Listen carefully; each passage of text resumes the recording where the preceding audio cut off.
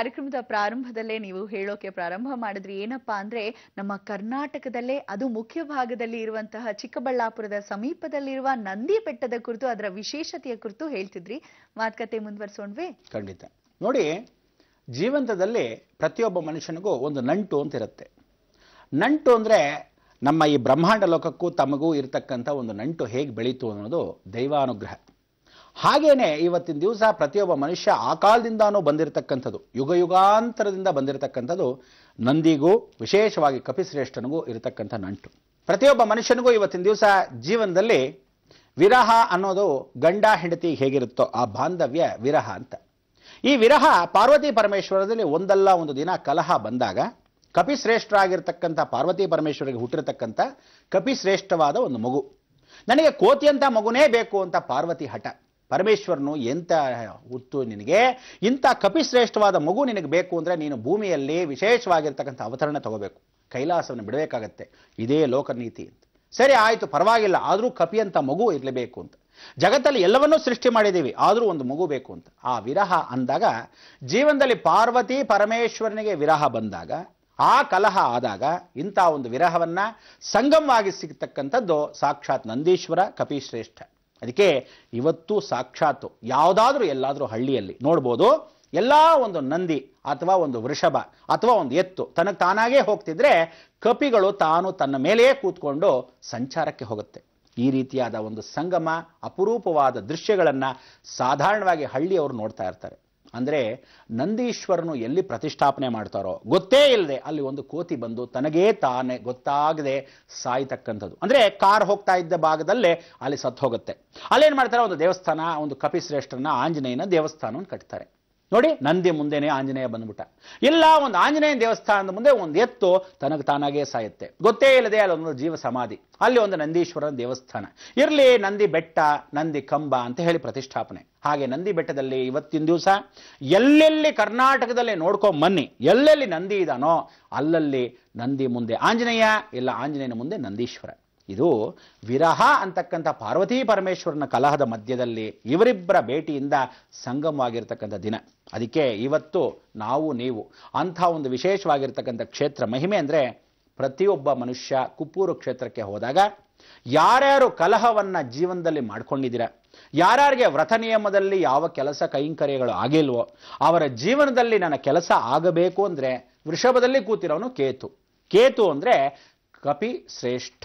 ಜ್ಞಾಪಕ ಇಟ್ಕೊಳ್ಳಿ, ಕೇತುಗೆ ಒಂದು ದೇಹ ಮತ್ತೊಂದು ದೇಹದ ಸ್ವರೂಪವಾದ ತಲೆ. ತಲೆ ಮತ್ತು ದೇಹ ಬೇರೆ ಆದರೆ ಇವತ್ತು ನಂದೀಶ್ವರ ನೋಡಿ, ಮೇಲ್ಗಡೆ ಎತ್ತು, ಕೆಳಭಾಗ ದೇಹ, ಅದಾದ ಮೇಲೆ ದೇವತಾ ಸ್ಪರುಶ. ಅದಕ್ಕೆ ಕೇತು ಅಂದರೆ ಕಲಹವಾಗಿರ್ತಕ್ಕಂಥದ್ದು. ಆಂಜನೇಯ ಕಪಿಶ್ರೇಷ್ಠ, ಕೋತಿ ಮತ್ತು ಮನುಷ್ಯ, ಅದು ದೇವತೆ. ಸರಿ, ಇನ್ನೊಂದು ಕಥೆ. ಅದಾದ ಮೇಲೆ ವಿಶೇಷವಾಗಿರ್ತಕ್ಕಂಥ ಅನುಗ್ರಹ ನಾವು ನೀವು ಗೊತ್ತಿರತಕ್ಕಂಥದ್ದು ನರಸಿಂಹ. ನರಸಿಂಹ ಅಂದರೆ ಸಿಂಹ ಮತ್ತು ದೇಹ, ತದನಂತರ ಭಗವಂತ. ಸರಿ, ವರಹಸ್ವಾಮಿ. ವರಹಸ್ವಾಮಿ ಮೇಲೆ ಹಂದಿ, ಕೆಳಭಾಗದಲ್ಲಿ ಮನುಷ್ಯ, ತದನಂತರ ದೇಹ ಸ್ವರೂಪ ಭಗವಂತ. ಹೀಗೆ ಕೇತು ಅನ್ನೋ ವೃಷಭದಲ್ಲೇ ಕೂತಿದ್ರೆ ಕೇತು ಈ ಥರದ ಪ್ರಾಣಿಗಳಿಗೆ ಶಕ್ತಿಗಳ ಬರ್ತಾ ಹೋಗುತ್ತೆ. ಅದಕ್ಕೆ ನೋಡಿ, ಆ ದೇವಸ್ಥಾನಗಳಿಗೆ ಮನುಷ್ಯರು ಏನು ಮಾಡ್ತಾರೆ, ದೇವಸ್ಥಾನ ಈಶ್ವರನ ದೇವಸ್ಥಾನಕ್ಕೆ ಹೋಗೋಕ್ಕಿಂತ ನಂದೀಶ್ವರನ ದೇವಸ್ಥಾನಕ್ಕೆ ಜಾಸ್ತಿ, ಪ್ರದೋಷ ಕಾಲಗಳು ಜಾಸ್ತಿ, ಆಂಜನೇಯನ ದೇವಸ್ಥಾನ ಜಾಸ್ತಿ. ಹೀಗೆ ಕರ್ನಾಟಕದಾದ್ಯಂತ ಇರತಕ್ಕಂಥ ದೇವಾಲಯಗಳಲ್ಲಿ ವಿಶೇಷವಾಗಿ ನಂದಿ ಬೆಟ್ಟದಲ್ಲಿ ಇವತ್ತಿಗೂ ನಂದಿ ಬೆಳೀತಾ ಇರತಕ್ಕಂಥದ್ದು. ನಾನೇ ಸ್ವತಃ, ನೀವೇ ಸ್ವತಃ ಹಳ್ಳಿಯವರೆಲ್ಲ ಹೋಗಿ ಚಿಕ್ಕಬಳ್ಳಾಪುರದ ಹತ್ರ ಕೇಳಿ ನೋಡಿ, ಎಷ್ಟು ಮಹಾ ಇತ್ತು ಅಂದರೆ, ಪುಟ್ಟದಾಗಿದ್ದ ನಂದಿ, ಜಾಸ್ತಿ ಏನಿರಲ್ಲ, ಒಂದು 10 ಅಡಿ ನಂದಿ ಇತ್ತಪ್ಪ ಮಹಾರಾಜರ ಕಾಲದ್ದು. ಇವತ್ತು ಅದು 22 ಅಡಿ ಬೆಳೆದು ಆ ದೇವಸ್ಥಾನ ಮುರಿದೋಗಿ ಶಿಥಲವಾಗಿ ಮತ್ತೊಂದು ಜೀರ್ಣೋದ್ಧಾರ ಮಾಡಿ ದೊಡ್ಡ ಬೃಹದಾಕಾರದಲ್ಲಿ ನಂದಿಗೆ ಕಟ್ಟಿದ್ದಾರೆ. ಬೆಳೆದಿರತಕ್ಕಂಥ ನಂದಿ ತೊಪ್ಪಲಲ್ಲಿ, ಅಂದರೆ ಬೆಟ್ಟದ ತೊಪ್ಪಲಲ್ಲಿ ಕೂತಿರೋ ಎದುರೂ ಭಾಗದಲ್ಲಿ ಆಂಜನೇಯನ ಮಂದಿರ, ಗೊತ್ತೇ ಇಲ್ಲ. ಅದೇ ರೀತಿಯಾಗಿ ಇವತ್ತು ದೊಡ್ಡ ಬಸವೇಶ್ವರ ದೇವಸ್ಥಾನ ಬಳ್ಳಾರಿಗೆ ಹೋಗಿ, ದೊಡ್ಡ ನಂದಿ, ಆ ನಂದಿ ಬೃಹದಾಕಾರದಲ್ಲಿ ಗರ್ಭಗುಡಿ ಒಳಗಿರೋ ನಂದಿ, ಅವನ ಎದುರು ಭಾಗದಲ್ಲಿ ಕಪಿಶ್ರೇಷ್ಠ ಆಂಜನೇಯ, ಎಷ್ಟು ಚೆನ್ನಾಗಿದೆ. ಚಾಮುಂಡಿ ಬೆಟ್ಟಕ್ಕೆ ಹೋಗಿ ವಿಶೇಷವಾದ ನಂದಿ, ಬೈಲಲ್ಲೇ ಕೂತಿರೋ ನಂದಿ, ಆ ನಂದಿ ಮೇಲ್ಭಾಗದಲ್ಲಿ ಸ್ವಲ್ಪ ಹತ್ತಿದ್ರೆ ಅಲ್ಲಿ ಕಪಿಶ್ರೇಷ್ಠ ಆಂಜನೇಯನೇ ಒಂದು ವಿಗ್ರಹ, ಅದಕ್ಕೊಂದು ಮಂಟಪ, ಎಷ್ಟು ಚೆನ್ನಾಗಿದೆ. ಬೇಲೂರು ಹಳೇಬೇಡ ಶಿಲೆ ಬಾಲಕಿಯರು ನೋಡಿ, ಅಲ್ಲಿ ವಿಶೇಷವಾಗಿ ಎಲ್ಲಾ ಕೆತ್ತನೆಗಳು ನೋಡ್ಕೊಂಬನ್ನಿ. 2 ನಂದಿಗಳಿದೆ ಬೇಲೂರು ಹಳೇಬೇಡಲ್ಲಿ. ಆ ನಂದಿಗಳ ಎದುರು ಭಾಗದಲ್ಲಿ ಶಿಲಾಕೆತ್ತನಲ್ಲಿ ಆಂಜನೇಯ, ಅವನಿಗೆ ಮಾತ್ರ ಕೆಂಪು. ಆ ಮಂಟಪ ನೇರವಾಗಿ ಇದಕ್ಕೆ ತ್ರಿಕೋಣ ಆಕಾರದಲ್ಲಿ ನೋಡ್ತಾ ಇದೆ, ಎಷ್ಟು ವಿಶೇಷ. ಸೂರ್ಯ ಅಲ್ಲಿ ಬಿದ್ದರೆ ನಂದಿ ಮೇಲೂ ಸೂರ್ಯನ ಬೀಳ್ತಾನೆ. ಅದಕ್ಕೆ ಕಪಿಗೂ ಶ್ರೇಷ್ಠವಾಗಿರ್ತಕ್ಕಂಥ ನಂದಿಗೂ ಇರತಕ್ಕಂಥ ಒಂದು ಬಾಂಧವ್ಯ. ಇಂಥ ಒಂದು ಬಾಂಧವ್ಯಕ್ಕೆ ಇವತ್ತಿನ ದಿವಸ ನಾವು ಏನು ಹೇಳ್ತೀವಿ ಅಂದರೆ, ಯಾರು ಗೋ ಪೂಜೆಯನ್ನು ಮಾಡ್ತಾರೆ, ಯಾರು ಆಂಜನೇಯನ ವ್ರತವನ್ನು ಮಾಡ್ತಾರೆ, ಜೀವನ್ ಪರ್ಯಂತ ಕಷ್ಟವನ್ನು ನಂದಿ ಥರಾನೇ ಎತ್ತು ಥರ ದುಡಿತಾ ಇರೋರೆಲ್ಲ ಕಪಿ ಶ್ರೇಷ್ಠನ ಮುಖಾಂತರ ಕಾಲಚಕ್ರ ತಿರುಗಿಸ್ಕೋಬೋದು. ಯಾರ್ಯಾರು ಕಪಿಗಳ ಥರ ಆಡ್ತಾ ಇದ್ದೀರಾ, ಅಂದರೆ ಕೋತಿಗಳ ಥರ ವಂಶ ಪಾರಂಪರ್ಯವಾಗಿರ್ತಕ್ಕಂಥ ದೋಷಗಳಿದೆಯೋ, ನಂದಿ ಪ್ರದೋಷ ಪೂಜೆಗಳನ್ನು ಮಾಡಿಕೊಂಡಾಗ ಆ ಕಪಿ ಶ್ರೇಷ್ಠವಾಗಿ ಪಿತ್ರಾರ್ಜಿತ ಋಣಕರ್ಮಗಳನ್ನು ಅಲ್ಲೇ ಕಳ್ಕೊಂಡು ಪ್ರದೋಷದಿಂದ ನಂದೀಶ್ವರನ ಮುಖಾಂತರ ಮೋಕ್ಷಕ್ಕೆ ಹೋಗ್ತಕ್ಕಂಥದ್ದು. ಅದಕ್ಕೆ ವ್ರತ ನಿಯಮ ನಿಷ್ಠೆ ಯಾರ್ಯಾರಿದೆ, ಭೂಲೋಕದಲ್ಲಿರ್ತಕ್ಕಂಥ ಮೊದಲನೇ ನಂದೀಶ್ವರ ಕುಪ್ಪೂರು ಕ್ಷೇತ್ರ ಚಿಕ್ಕನಾಯಕನಹಳ್ಳಿ.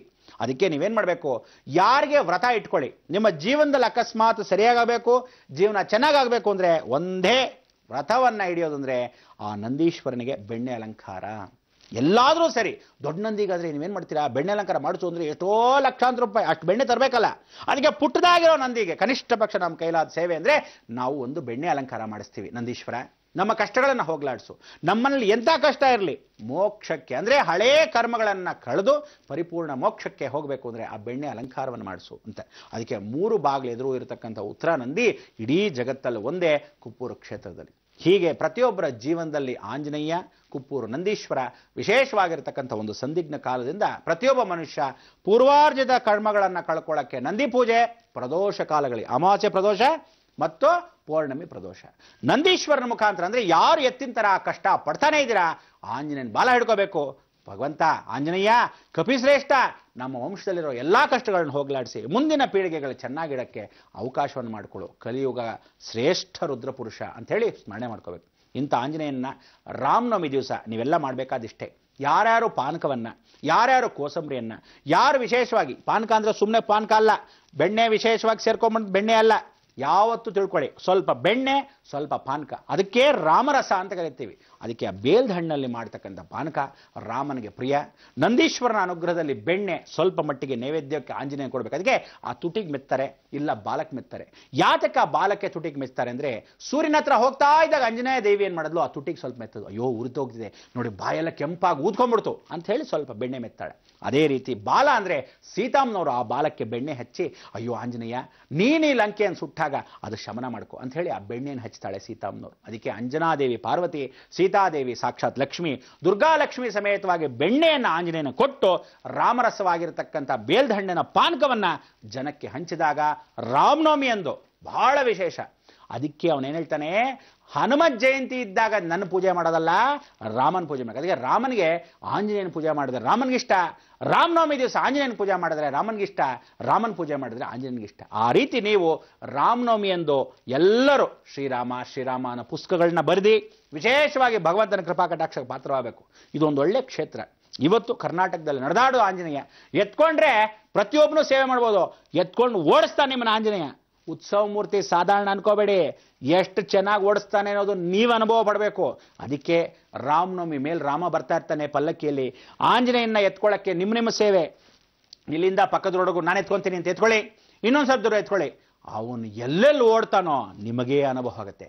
ಭಾರ ಜಾಸ್ತಿ ಆದರೆ ಆಂಜನೇಯ ಯಾಕಪ್ಪ ಇಷ್ಟು ಭಾರ ಅಂದರೆ ನಿನ್ನ ಕರ್ಮ ಜಾಸ್ತಿ ಇದೆ ಅಂತಾನೆ, ಆಂಜನೇಯ ಕಾಪಾಡು ಅಂತೇಳಿ. ಅದೇ ರೀತಿ ಹೂವಿನಿದ್ದ ಹಾಗೆ ಇರ್ತಾನೆ. ಇದನ್ನ ಎಲ್ಲಿ, ಬೆಂಗಳೂರು ಕ್ಷೇತ್ರದಲ್ಲೇ ಹತ್ತಿರದಲ್ಲೇ ನೀವೆಲ್ಲ ವೃಷಭಾವತಿ ನದಿ ಹತ್ರಕ್ಕೆ ಹೋಗ್ಬೋದು. ಆ ಕ್ಷೇತ್ರ ತಿಳಿಸ್ಕೊಡಕ್ಕೆ ಏನ್ ಮಾಡಬೇಕು, ಸಣ್ಣ ವಿರಾಮ. ಗುರುಜಿ, ನಂದೀಶ್ವರನಿಗೂ ಹಾಗೆ ಆಂಜನೇಯನಿಗೂ ಇರುವಂತಹ ನಂಟನ್ನ ಹೇಳ್ತಾ ಹೇಳ್ತಾ ನಡೆದಾಡೋ ಆಂಜನೇಯನ ಬಗ್ಗೆ ತಿಳಿಸ್ತೀನಿ ಅಂತ ಹೇಳ್ತಾ ಇದ್ದೀರಾ.